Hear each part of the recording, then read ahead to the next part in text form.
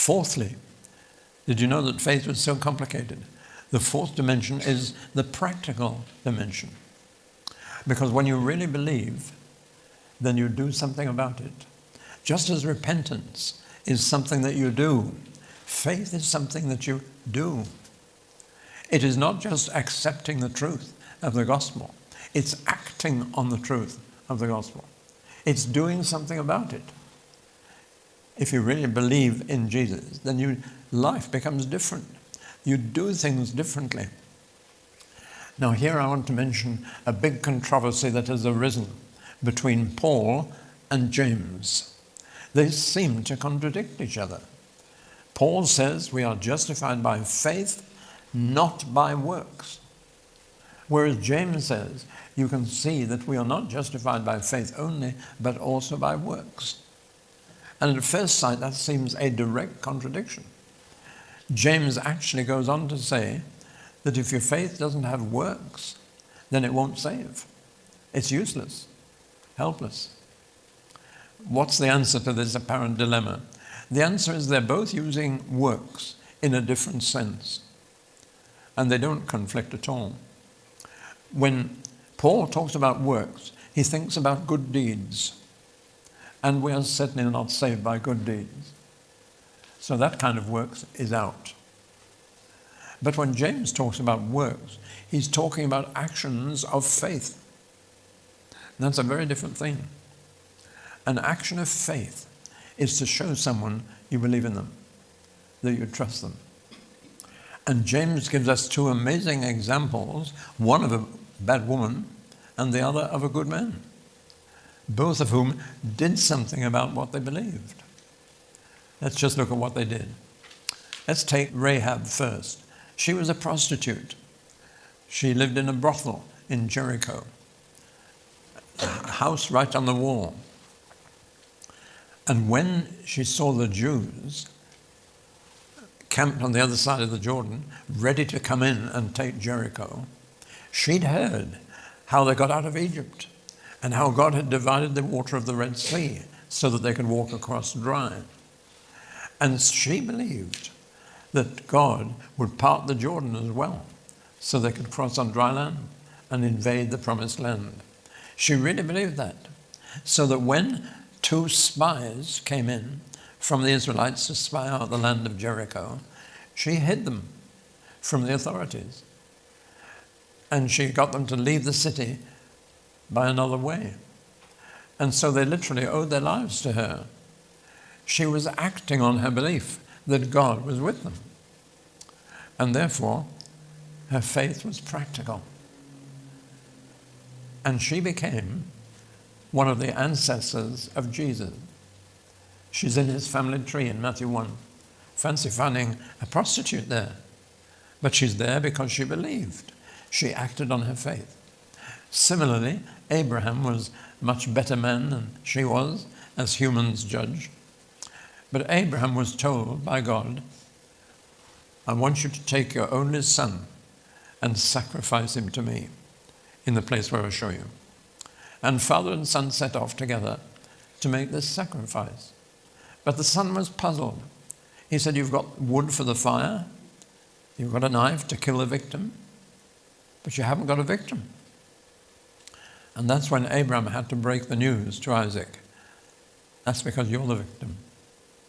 God has told me to sacrifice you. And you're my only hope for the future. And God has promised me many, many descendants. And you're the only one I've got. He did have another son by the maid, but that was his wife's suggestion. Isaac was his only son by Sarah. And if he killed him, that was the end of any hope of a family. Because by this time he was 90. And his wife was pretty old too. There'd be no more. And they weren't. But because God had told Abraham, I want you to do this, Abraham did it. And together they climbed Mount Moriah. I wish I had a little sculpture I've got made for me by a Jew in Jerusalem. It's got Abraham offering Isaac on the altar and an angel up in the sky saying, stop, don't do it. That was a test of your obedience. And when Abraham stopped and didn't kill Isaac, God said the most amazing 3 words. I still can't get over it. God said to Abraham, "Now I know that you fear me." Which means quite simply that God didn't know until then. It was making God sure of Abraham, and not just Abraham sure of God. Amazing that Abraham's faith would be obedient as to cut off his only son, his only hope for the future. But he did it because he was obedient. He trusted God. And it's the most amazing example of faith in the Old Testament, I think. So that's very practical.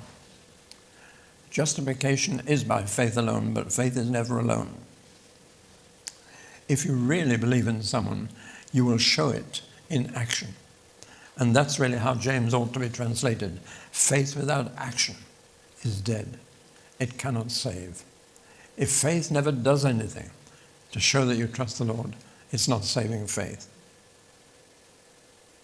The only faith in the New Testament is the faith which acts.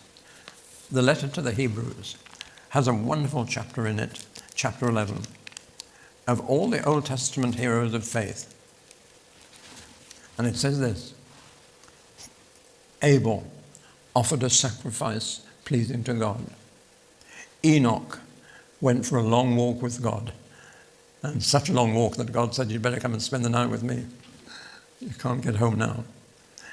Noah built a big, big boat, an ark. Abraham left home and lived in a tent. Isaac blessed his son, and Jacob blessed his sons. Joseph made arrangements for his own funeral. Moses' parents hid him from Pharaoh. Moses identified with slaves and fled Egypt and killed a Passover lamb. The people crossed the Red Sea and then marched around Jericho until the walls fell. Rahab, there she is again, hid the spies. Now, what is it with all these people? Do you notice? They did something. And it says about every one of them, by faith. By faith Noah built the ark. By faith Moses did this, that, and the other. By faith. And it goes on, the whole chapter is of heroes of faith. And all it does is say what they did.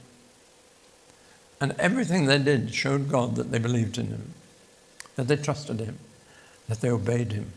And that's all that God looks for. He's only needing people who believe in him.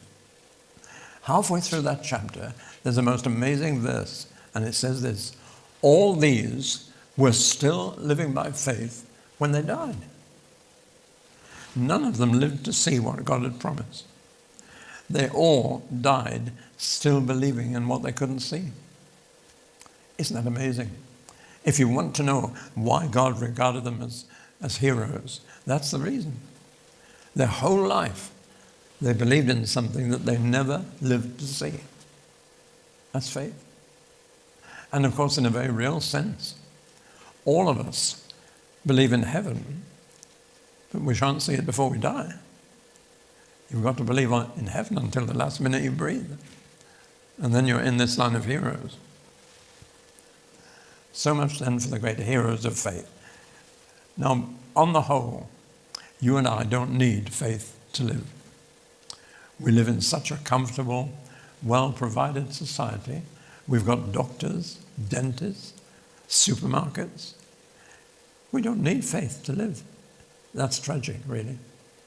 In a former day when life was more precarious and not surrounded by safety all the time, you needed faith just to survive. You needed faith for the next meal. We don't. We just need to go to the supermarket and stock up with food. We can go to a doctor and get examined, go to a dentist and get your teeth fixed, go to a lawyer and just about get everything else fixed.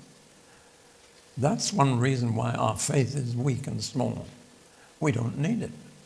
Not unless there's a big crisis or some catastrophe happens, then we try and have faith.